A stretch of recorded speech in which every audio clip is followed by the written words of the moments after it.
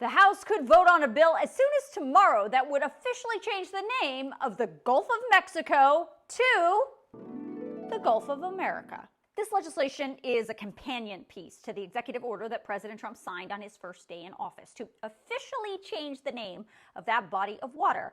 Representative from Georgia, Marjorie Taylor Greene, a Republican, introduced this very short piece of legislation titled the Gulf of America Act. It's pretty simple. It says the Gulf of Mexico shall be known as the Gulf of America. Any reference to that body of water in a law, on a map, through a regulation, in a document, on paper, or on any other record of the United States will reflect this name change. That means if this bill passes, every single federal government map, law, regulation, document, or paper that already exists would need to be changed to say Gulf of America within 6 months of the bill passing, and anything that is produced about that body of water after this law is passed must reflect the new name. Now, the reality is when you go to Apple Maps, it already says Gulf of America. When you go to USGS Maps, it also says Gulf of America. And if you go to Google Maps, you will already see Gulf of America.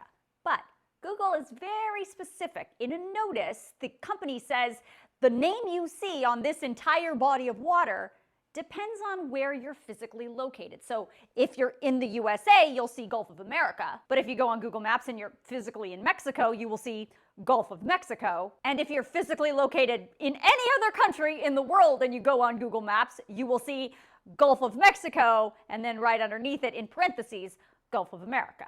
So the question is, does the Gulf of America Act actually have a chance of passing? It's possible.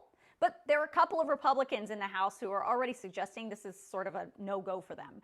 Representative Don Bacon, a Republican from Nebraska, has been pretty vocal about it, saying that he thinks the House has way bigger and more important things to do than waste time on this bill.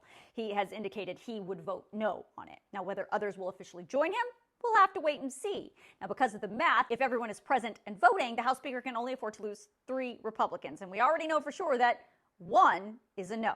And of course, even if this passes the House, it would have to pass the Senate, which would require 60 votes. And good luck getting 7 Senate Democrats to say yes to this.